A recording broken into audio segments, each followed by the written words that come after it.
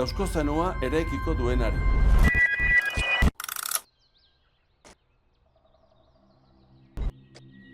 Zer ote daukagu irakastekorik Arantzazuko fraideok etorkizunak arduratzen duen gazteari?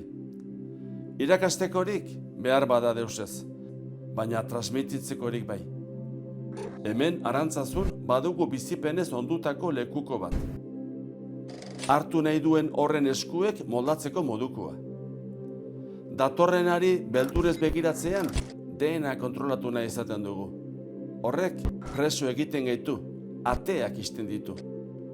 Gainditzen gaituen hori onartzean, begiratuko diogu etorkizunari aurrez aurre eta libre. Etorkizuna ez da existitzen, etorkizuneko bidea egiten da, konbikzioz, konfiantza eta maitasuna jarriz. Bizitzari adi egonez, bizitza bere erritmoetan biziz.